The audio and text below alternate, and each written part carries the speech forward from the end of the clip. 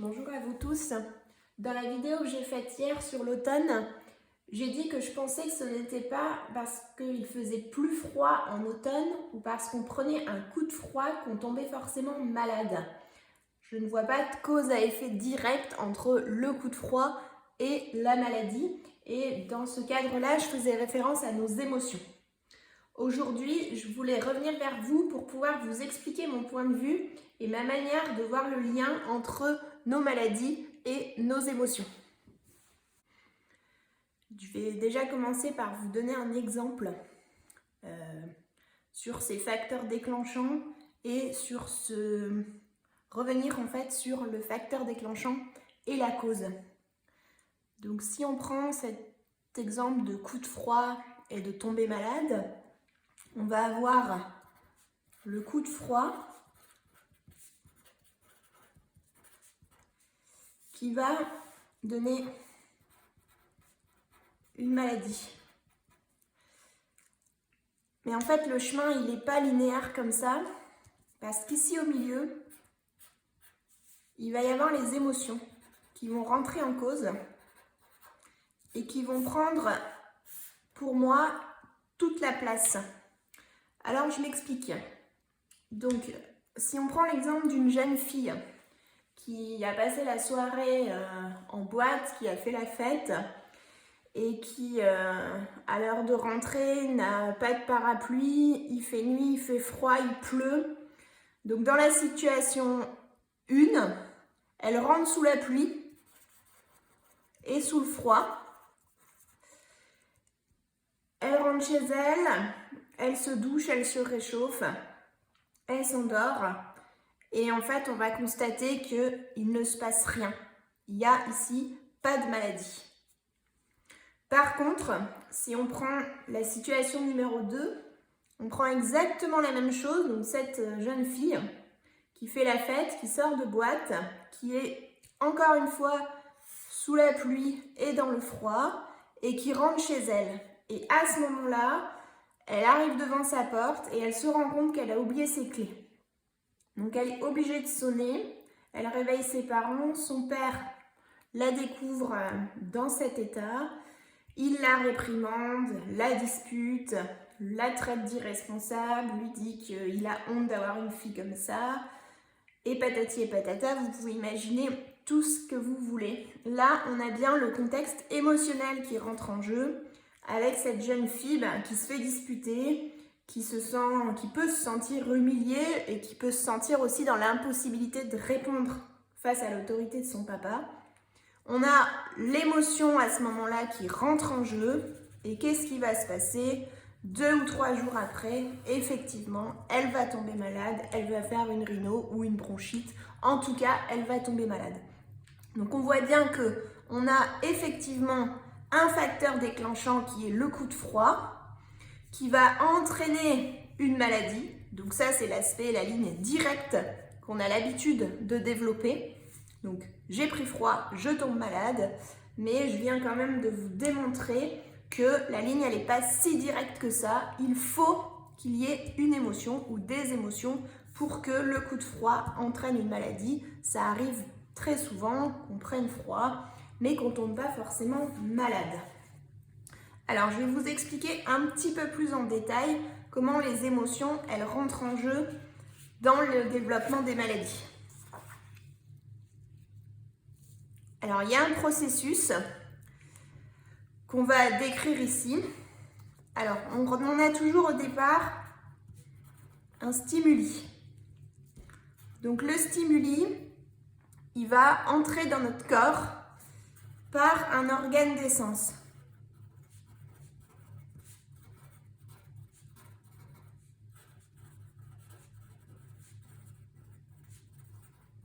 Donc les organes des sens, je pense que vous les connaissez. On peut avoir l'ouïe, l'odorat, le goût, la vue ou le toucher.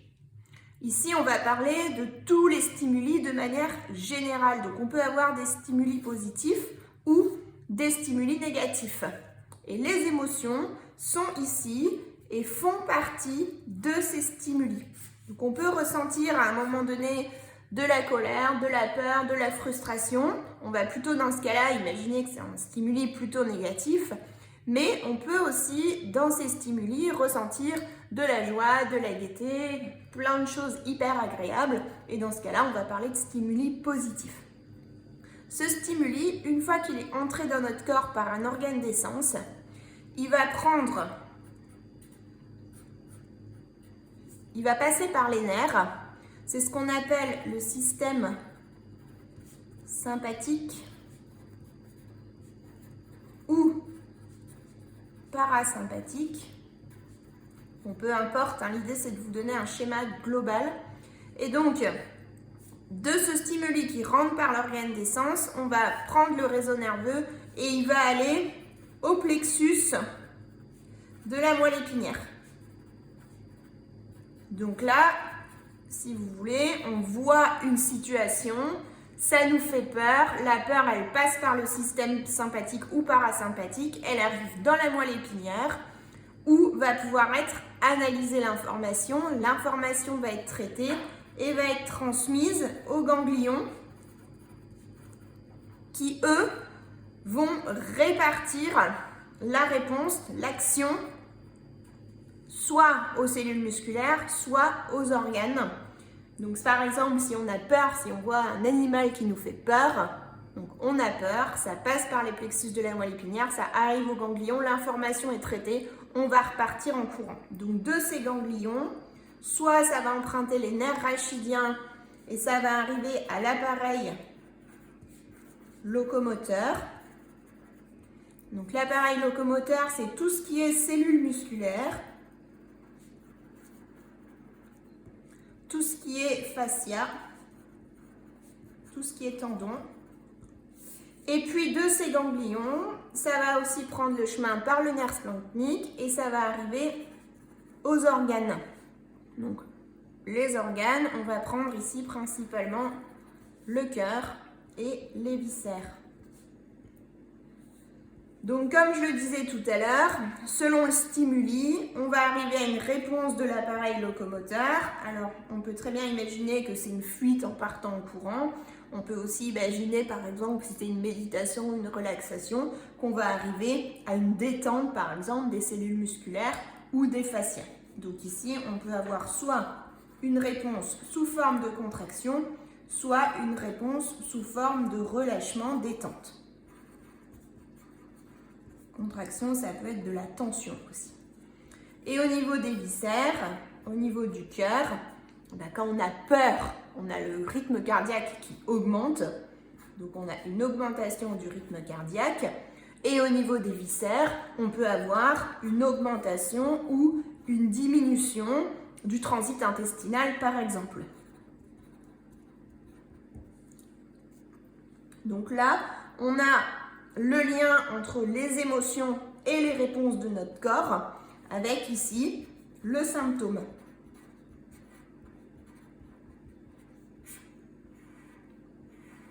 Et donc cette boucle, elle fonctionne en permanence. Donc ça veut dire que dans notre vie, on va en permanence capter des stimuli, on va en permanence du coup entretenir cette boucle et développer des symptômes. Alors ces symptômes, ils ne sont pas forcément pathologiques, simplement ils peuvent faire partie de notre vie, donc on est en colère, on va forcément avoir plus de tension, on va vivre quelque chose d'agréable, on va plutôt se relâcher, ça va nous faire rire, ça va nous faire sourire, ça va nous détendre. Donc voilà, il y a une espèce d'harmonie comme ça entre les stimuli positifs, les stimuli négatifs. Et dans le cadre d'émotions négatives, on a en fait cette boucle qui tourne en permanence. Donc si on prend par exemple la personne qui va au travail tous les matins et qui se fait harceler au travail, et bien tous les matins en fait cette boucle-là va se répéter. Et donc du stimuli qui va être la peur d'aller au travail ou le fait de se faire harceler, en permanence ça va créer de la tension, de la contraction. Et c'est comme ça qu'on va arriver sur des symptômes pathologiques et dégénératifs, voire des symptômes chroniques. Alors on va revenir maintenant sur nos éléments déclencheurs. Donc si je reprends le schéma qu'on a avant, on a donc un stimuli qui va donner une émotion positive ou négative. On a toute cette boucle-là qu'on vient de décrire qui se met en place et qui va amener à une adaptation au niveau du corps physique. Et donc, on a l'élément déclencheur dont on parlait tout à l'heure avec l'exemple avec notre jeune fille qui rentrait de boîte de nuit. Ici, on a l'élément déclencheur qui va intervenir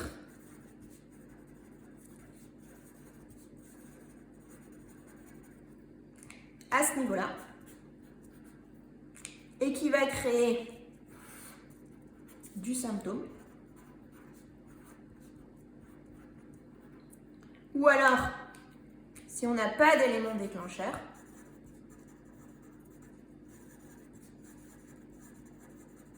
du coup, il n'y aura pas de symptômes.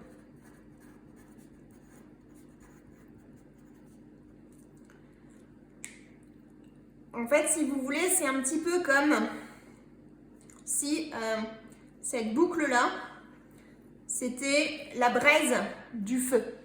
Donc, c'est vraiment la braise, il ne se passe rien, il n'y a pas de feu, mais ça fonctionne en permanence, ça tourne en permanence. Il suffit que vous remettiez une feuille de journal dans vos braises pour que le feu prenne et que ça devienne un symptôme. C'est parce qu'il y a cette boucle qui est en place que l'élément déclencheur, il va venir et entraîner un symptôme.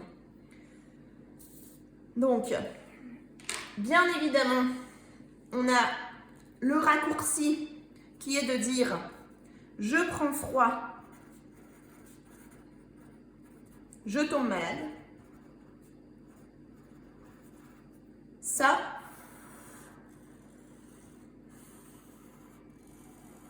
c'est ce qu'on a l'habitude de traiter par la médecine traditionnelle.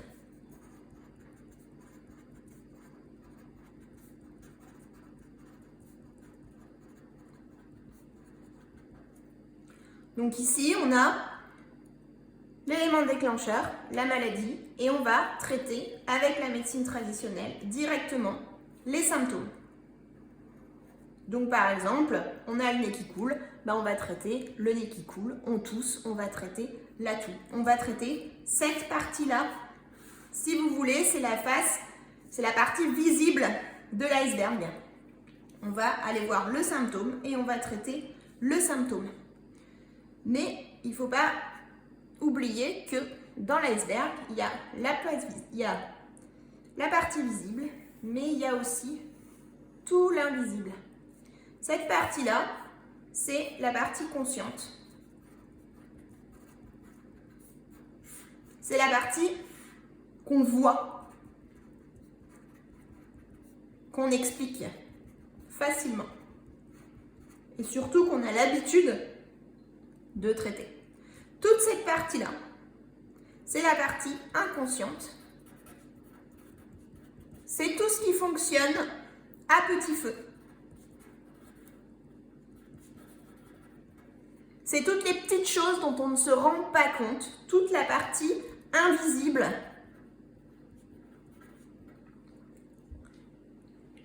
Et ça, c'est très très peu pris en compte par la médecine traditionnelle. Par contre, dans tout ce qui est médecine holistique, donc holistique, c'est la prise en charge complète de l'individu dans ses symptômes, mais aussi dans sa part inconsciente. Donc on peut dire médecine holistique, on a toutes les thérapies alternatives, les médecines parallèles, tous les types de thérapies qui, grossièrement, ne sont pas pris en charge par la sécurité sociale. Donc, on a donc ce lien entre la partie consciente, visible, mais aussi toute cette partie inconsciente et invisible qui se passe un petit peu en amont et qui, quand on a un élément déclencheur, ben on a la possibilité d'aller remonter et d'aller donner des explications aux symptômes au-delà de cet élément déclencheur. Je vais vous donner un dernier exemple. Donc, si on prend une personne qui se lève le matin, se prépare et puis part en voiture, elle sort de sa voiture, elle se fait un lumbago. On est bien dans le symptôme, dans la pathologie, dans entre guillemets la maladie, la douleur. Le symptôme, c'est le lumbago. L'élément déclencheur, ça va être le fait qu'elle soit descendue de sa voiture. Donc elle va venir en soins et dire « Je ne comprends pas pourquoi je me suis fait mal. J'ai rien fait de particulier, je suis juste descendue de ma voiture ou j'ai juste attrapé quelque chose dans mon coffre. » Donc on a quand même un élément déclencheur. On va avoir deux possibilités de prendre en charge le lumbago. Soit on va traiter le symptôme en lui-même. Donc on va vraiment traiter la douleur au niveau de son dos. Moi, c'est ce que j'ai fait pendant 13 ans en kiné. Donc on va s'occuper des patients en s'occupant de leur dos, en les massant, en faisant... ils prennent des anti-inflammatoires, ils attendent que ça passe. Bien souvent, c'est comme ça que ça se passe. Et donc là, on s'occupe vraiment du lumbago en lui-même. Ou alors, si on veut aller remonter un petit peu plus loin, on va pouvoir aller voir qu'il y a des émotions qui sont sous-jacentes. Donc, soit il y a une émotion directe, donc par exemple, ça peut être plein de choses, hein. Il peut s'être disputé avec un collègue ou avec sa femme ou avec ses enfants, une contrariété, une dispute, une frustration, quelque chose voilà, qui a mis un peu la boucle en alerte et qui fait que l'élément déclencheur a entraîné le symptôme. Ou alors, il peut aussi y avoir une accumulation d'émotions dans les champs énergétiques qui font qu'à un moment donné, ça va rentrer dans son corps physique. Alors, c'est la deuxième chose que je voulais vous expliquer ici. Donc, c'est vous parler des corps énergétiques. Alors, on a 7 corps énergétiques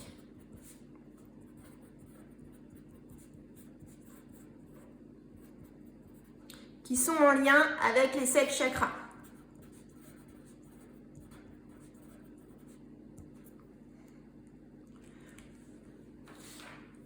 Le premier corps énergétique, le premier corps, c'est celui que tout le monde connaît et celui que tout le monde voit, c'est le corps physique.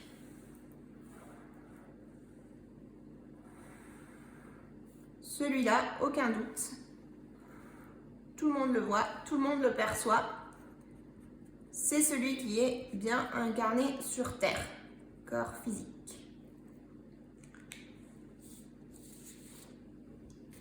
Celui-là, il est bien visible à l'œil nu. Et les 6 autres, ils vont être invisibles à l'œil nu. Par contre, dans tout ce qui est thérapie énergétique, on va aller travailler dessus. Donc, le deuxième corps qu'on va avoir, c'est un petit peu une sorte de seconde peau. Il se trouve à 3-4 cm du corps physique. Et c'est ce qu'on appelle le corps éthérique. Je vais le marquer là. Éthérique. C'est un petit peu la copie de notre corps physique dans nos corps subtils. Et c'est aussi un petit peu le carburant pour notre corps physique. Le troisième, donc le corps physique correspond au premier chakra. Vous retrouvez les couleurs d'ailleurs. L'orange au deuxième chakra. Le troisième, qui est le corps émotionnel. C'est ici que vont se loger toutes nos émotions, aussi bien positives que négatives. C'est vraiment ce corps qui va nous permettre de ressentir, mais aussi c'est ce corps qui va stocker toutes les mémoires émotionnelles. Le quatrième corps qui correspond au chakra du cœur, donc en vert. Ce quatrième corps, c'est le corps mental. Donc le corps mental, il correspond à nos pensées. C'est un petit peu les pensées, les croyances, tout ce qui s'accumule. On pourrait en parler longtemps, il faudrait aller vraiment du côté de la spiritualité pour vous expliquer vraiment le lien entre le corps mental et notre corps physique. On peut ici retenir qu'il est relié à nos pensées. Et ensuite, il va y avoir 3 corps que justement on appelle les corps spirituels. On va avoir le 5e corps, qui est le corps causal. Le 6e corps,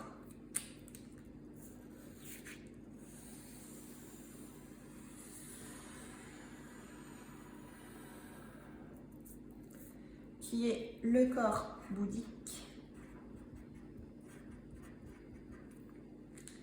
Et le 7e corps,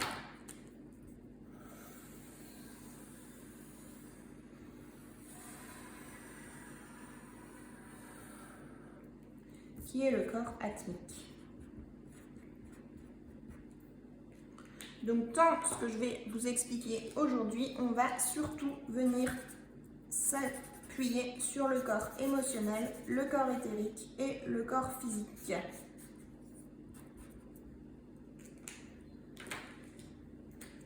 Donc, le corps éthérique, notre enveloppe corporelle, et le corps physique que tout le monde connaît.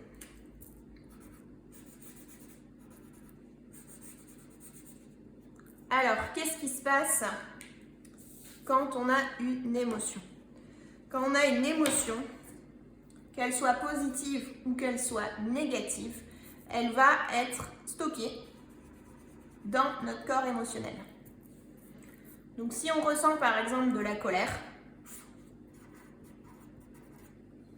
on va venir la loger ici.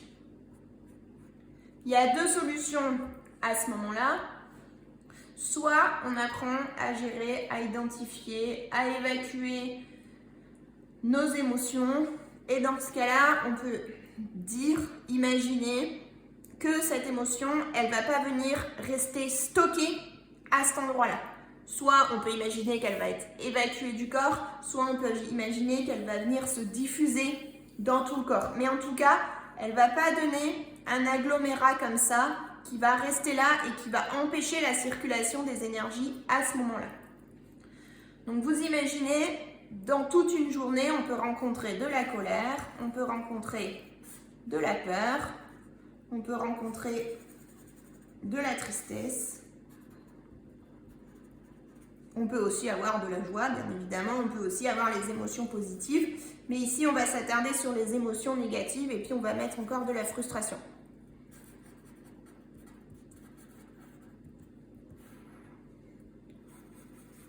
Donc comme on est quand même plutôt dans une société où on n'accorde pas énormément d'importance à nos émotions, on a plutôt tendance à les refouler un petit peu, à dire non, je n'accepte pas ce que je ressens, je ne veux pas pleurer, je ne me mets pas en colère, je ne dis pas ce que je pense, j'accepte la frustration parce que de toute façon c'est comme ça, si je suis triste, je vais essayer de repousser ça au maximum. Voilà. Et la peur, souvent c'est un peu mal vu d'avoir peur. Donc ça fait qu'on va avoir une accumulation de nos émotions dans notre corps émotionnel.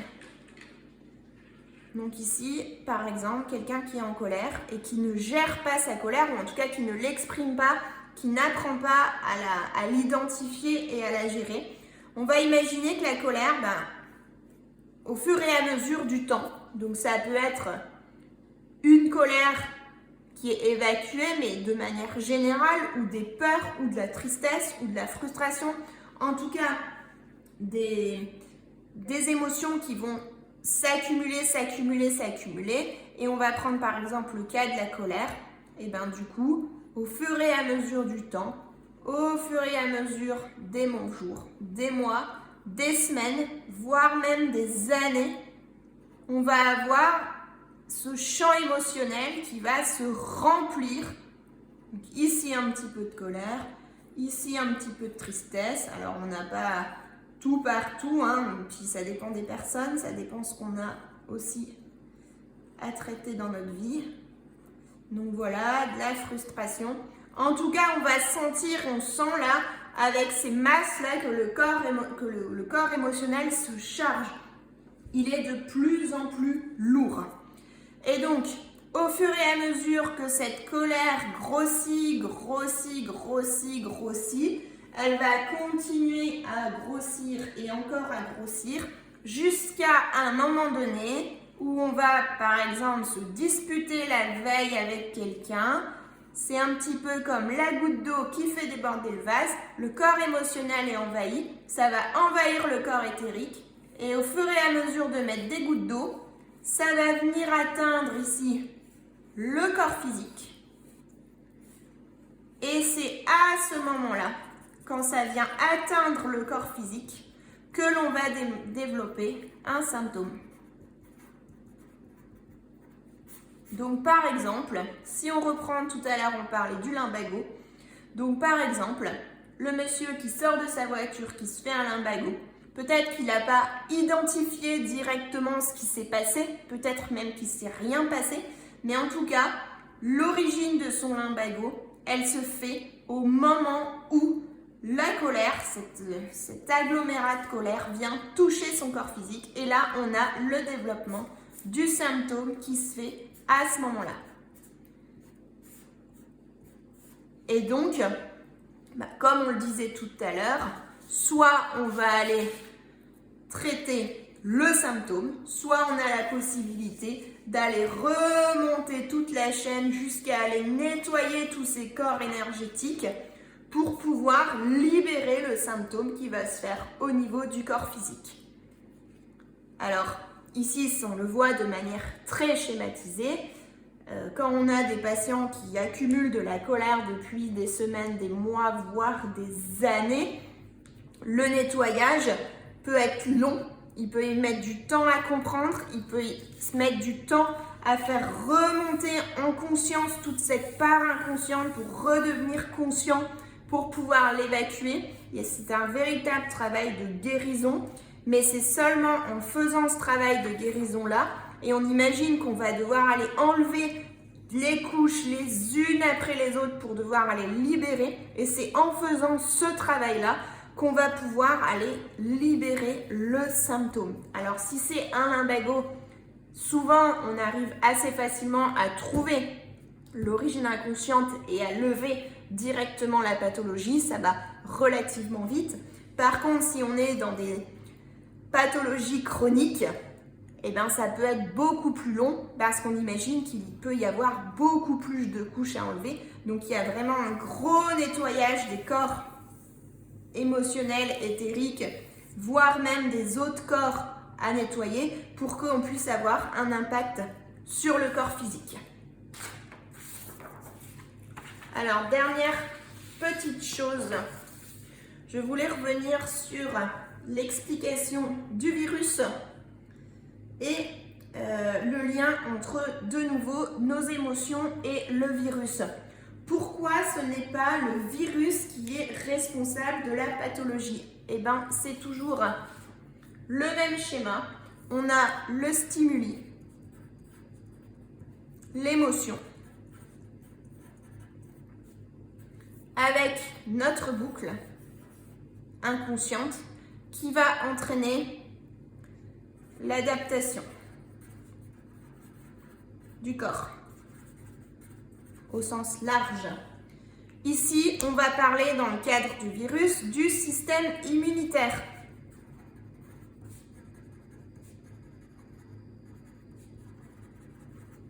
Quelles sont les deux adaptations possibles? On va avoir une augmentation des cellules immunitaires, où on va avoir une diminution des cellules, il n'y a qu'un L, immunitaires. Et en fonction de cette boucle de nouveau inconsciente et sous-jacente, Donc le petit feu, on va avoir notre petit virus qui va arriver ici, notre élément déclencheur, et qui va venir déclencher ou non un symptôme. Donc soit on va avoir un système immunitaire suffisamment fort qui va pouvoir venir contrecarrer le virus par une défense naturelle,